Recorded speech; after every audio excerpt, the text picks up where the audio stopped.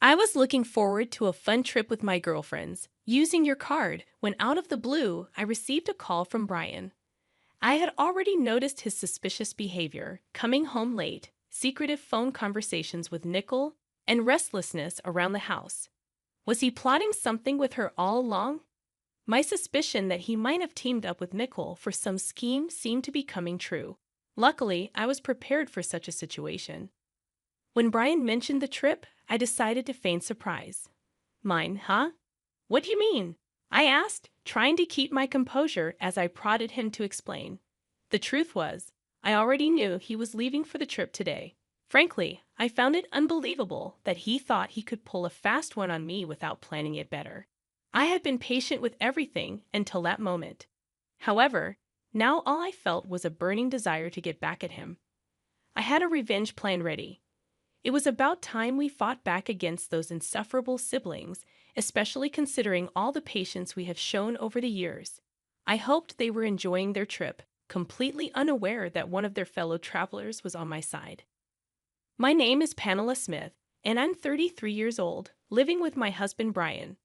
I started working at my current company right after high school and climbed the corporate ladder through hard work and determination. Having acquired several certifications and a proven track record, I earned my position as a lead at the young age of 21. Despite my relative youth, I was Brian's superior at work. I was tasked with training Brian and two others when they joined the company. Despite being close in age, I was their supervisor. Brian often complimented my dedication and ambition. Over time, our professional relationship turned into a romantic one. Despite my initial reservations, I fell for him, and our relationship became typical: dinners, drives, and eventually moving in together. However, after moving in, I noticed Brian's sloppiness. I brushed it off, thinking he was comfortable enough with me to be himself. When he proposed, we discussed our future. He expressed his desire for me to quit my job and become a stay-at-home wife, managing the house and raising kids. While I didn't mind the idea, I was concerned about finances. I wanted to keep working and be flexible, especially if we were to buy a house. Our different views on finances and future plans created tension in our relationship, making me question his intentions further. We decided to discuss my job situation, and I reluctantly agreed. I didn't really want to quit my job, but I felt it was necessary to suggest it, or Brian might keep pushing the issue indefinitely. Before our wedding, we held an engagement party with both our families. It was there that I met Brian's sister, Nicole, for the first time. She barged into the bride and groom's waiting room without knocking, sized me up, snickered, and said, "So this is who Brian chose.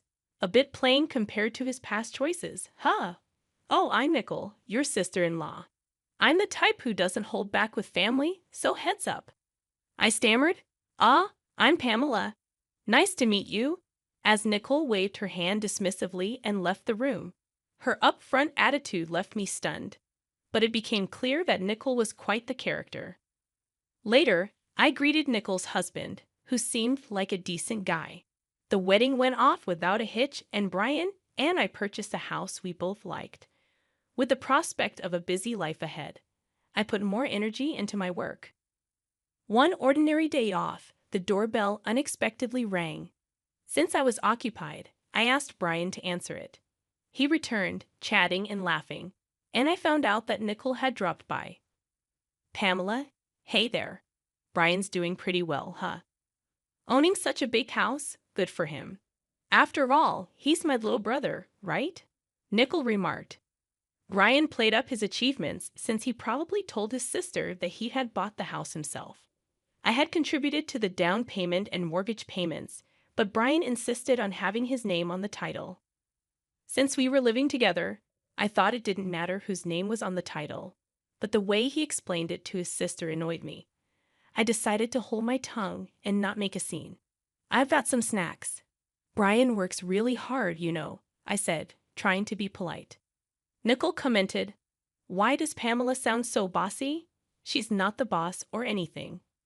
Brian chimed in, "Well, I am Pamela's supervisor at work." Nicole seemed surprised. "Oh, that's right. Did I not mention that?" Nickel then took an unexpected turn, saying, "When I started the job, Pamela was already a manager. Since she started working right after dropping out of high school, it couldn't be helped. If it were me, I'd surpass her in no time." I was taken aback and replied, "Wait, you dropped out of high school? You look so serious, and yet you're less accomplished than me." Nickel shrugged it off, saying, "Is there a problem just because I dropped out of high school?" Brian interjected, "No, not really. But Pamela, since you didn't graduate from high school, and I'm your sister-in-law, I can ask you for anything, right?" I couldn't fathom the logic of their conversation. I asked, "That's true, Pamela. Whatever my sister says is the final word. If you refuse, I'll kick you out of the house." I struggled to comprehend the bizarre situation. Why was my lack of a high school diploma suddenly relevant? And why would refusing my sister-in-law's demands lead to eviction? I offered a polite smile and quickly retreated to the kitchen, overhearing Brian's discussion with his sister, which appeared to be a serious one. Afterward, Nicole approached me and said, "Pamela, I've got a favor to ask. I need to borrow some money, like $5,000. Please." I couldn't help but react. "How is that a little money? That's a lot. What do you need it for anyway?" Nicole insisted, "Come on, it's just $5,000. You're a supervisor, right? You must have a good salary." I sighed, realizing that this situation was getting even more complicated than I had anticipated. I found myself in a situation where I needed to cover the remaining renovation costs. "Didn't you just brag about your new condo the other day?" I asked Nicole, my sister-in-law. She replied casually, "Oh, did I? Anyway, Brian said he'd lend it to me and told me to ask you." I was taken aback. "What? Why would he decide that without asking me?" I questioned. Nichols' tone turned threatening. "Listen, Pamela, either give me the money or I'll call the boss right now and tell him you want to quit. Which one do you prefer?" Feeling cornered, I reluctantly agreed, but I set a condition. "I'll lend you the money, Nicole, but on one condition. We need to draw up a promissory note." Nicole grumbled. "What? Even though we're family? I want it in writing. So when you come to get the money, make sure to bring your ID with a picture, okay?"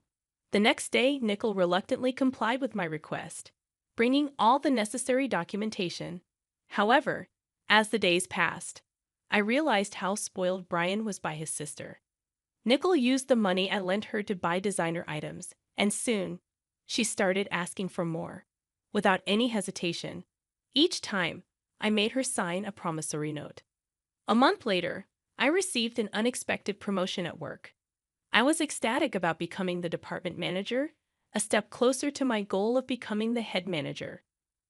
I rushed home to share the news with Brian, who had taken the day off. Excitedly, I exclaimed, "Brian, guess what? Today my boss offered me the position of department manager. I've always wanted this, and now I'm getting closer to my goal." Brian's reaction was far from what I expected. He was furious. "Wait, what? Pamela, you're getting promoted? I don't understand. Did you accept the offer?" "Well, yeah, I've told you about my goal before, right?" I defended myself, trying to make him understand my perspective. His anger escalated. "Hold on. You should have asked for my permission before making such a decision. What were you thinking? Plus, I've told you I wanted you to be a stay-at-home wife, haven't I? How come you're getting promoted and I'm still stuck at the same position? Doesn't that seem odd?" Brian made a call, and shortly after, Nicole arrived. Accusing me of stealing Brian's opportunity, she mocked me, saying, "I heard you stole Brian's promotion opportunity. What's the big idea?" "No, I didn't steal anything. At our company, promotions are based on performance." Brian sided with his sister, questioning my competence at my job. Feeling overwhelmed, I tried to resist, but they restrained me. Together, they rummaged through my purse, taking my bank card. Their laughter echoed in my ears as they left. Tears welled up in my eyes, regret gnawed at my heart. It was clear that I had made a terrible mistake marrying Brian. As the realization dawned on me, I knew I needed to find a good divorce lawyer. That night, Brian didn't come home, And the next day, he shamelessly flaunted the extravagant expenses he had incurred using my money. The situation had reached a breaking point, and I knew I needed to take control of my life once and for all. I clenched my fists, suppressing the urge to snap back at Brian, especially when more employees began pouring into the office. On my way home, I checked my bank account and was shocked to find that $8,000 had been withdrawn. Once I confronted Brian about it, I couldn't contain my frustration. Brian, what were you thinking? Taking out $8,000 for fancy barbecues and luxurious bars. That money is what I had saved from my single days. And now you've spent it without even discussing it with me. His response was infuriating. It's my money, and I've already spent it. Can't do anything about it now, he said dismissively before retreating to the bathroom. In that moment, I made up my mind. I was going to divorce him. Over the following weeks, I consulted a lawyer, and the divorce preparations were underway. Brian's behavior grew even more suspicious. He started coming home late and rushed out of the house on his days off. My suspicions deepened, and I considered hiring a private investigator. Then, I received an unexpected call from Kevin, Nicole's husband, Brian's sister. Kevin was concerned about Nicole's behavior and mentioned that she had been spending a lot of time at Brian's place, leaving home late and sometimes not returning at all. During our conversation, I shared everything that had happened, including the money I had lent to Nicole and Brian's reckless spending.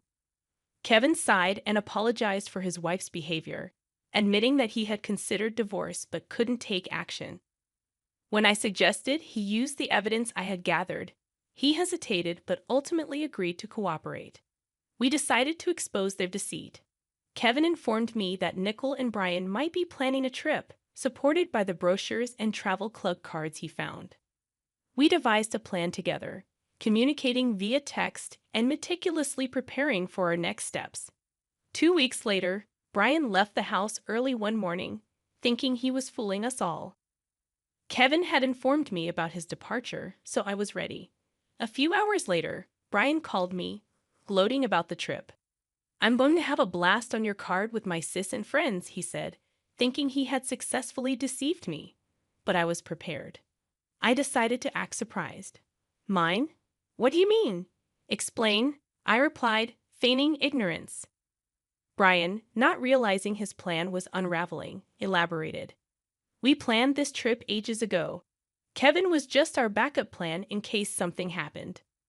Little did he know, I had my own backup plan. Kevin and I were ready to expose their lies and ensure they faced the consequences of their deceitful actions. We felt that you've become too arrogant lately and decided it was time to teach you a lesson. Got it now? You can't stand up to us anymore, Nicole sneered, a hint of superiority in her voice. But I had reached my breaking point. I don't have to tolerate this any longer. I've been patient for so long. A little payback isn't too much to ask for. Brian chimed in, confident. I don't feel anything anymore, not even a shred of emotion. I challenged him, reminding him of his earlier claim. Brian, what did you say earlier about your debit card?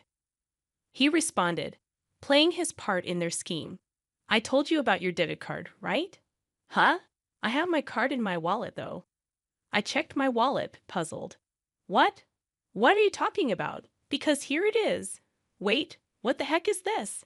Brian's voice carried a hint of satisfaction. You just noticed. Slow on the uptake, huh? Didn't you take my old gym membership card from the fitness club I used to go to?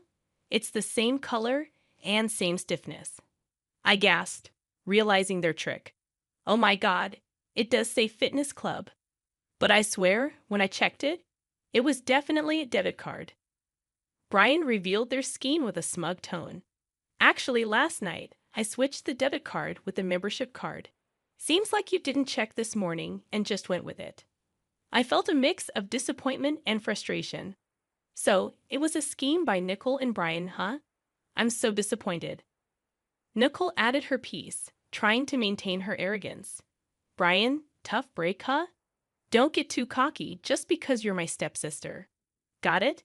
You'll remember this when we get back. Ignoring their taunts, I responded coldly, I won't accept anything but cash. Brian attempted to bribe me, but I stood my ground. Well, we'll see about that. Look forward to it. Ignoring their banter, I hung up the phone and went back to sleep, knowing I had something up my sleeve. Later in the afternoon, my phone rang incessantly. My screen was flooded with missed calls and messages. First, I called my brother-in-law, Kevin, and then answered Brian's call, ready to play my part. Hey, finally. Send the money ASAP, please, Brian pleaded, pretending to be cold. Unfazed, I questioned him. You said Kevin would help, right? Or is he not there?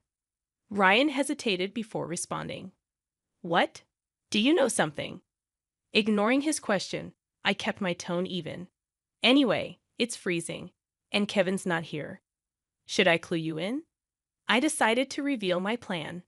Since you and Nickel teamed up, Kevin and I did too. Simple, right? Now do you get why I entertained you guys for so long on that first call? To buy time. Brian was taken aback, and Kevin. He hopped on another plane and is coming back here. Feeling triumphant, I hung up the phone once I received confirmation that Kevin had boarded the plane. Got it. What's your deal with my husband, huh? Don't tell me you're wrong. We teamed up to get back at you. Now find your own way back. See you. With that, I hung up on Nicole and Brian. Kevin, my brother-in-law, was on his way back, supporting my plan. As soon as Brian and his group returned, they confronted me, their voices rising in anger.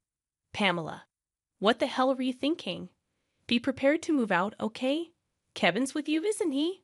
Why did you even come back first? Unbelievable. Are you okay with me leaving you? Apologize. I commanded them sternly, shut it and sit down. Kevin, usually calm, shocked Brian and his companion into silence, making them sit down immediately. The lawyer I had called and handed out his business cards to both of them, leaving them dumbfounded. Kevin and I handed them a stack of papers. As they read through them, their faces turned pale. Brian questioned, Wait a minute, this mentions property division. You're not saying it's about divorce, are you? Nicole added, It's written on mine too. Is this about a divorce? What did I do? Divorce has got to be a joke, right?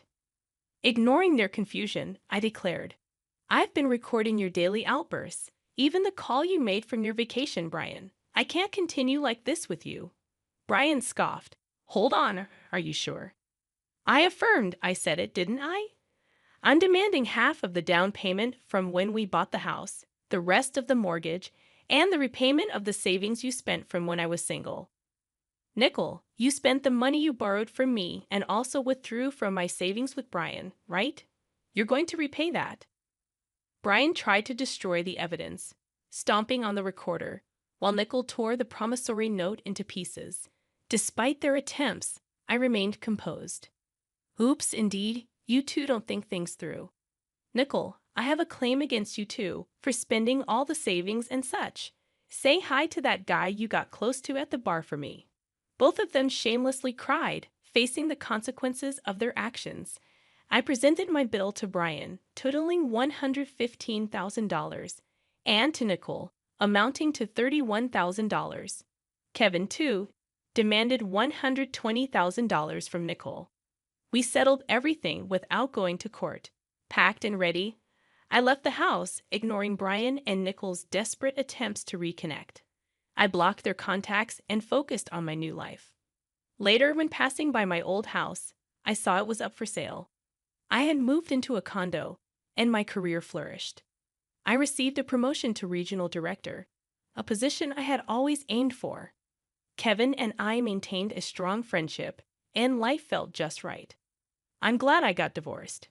What happened between me and Kevin afterward is a story for another time.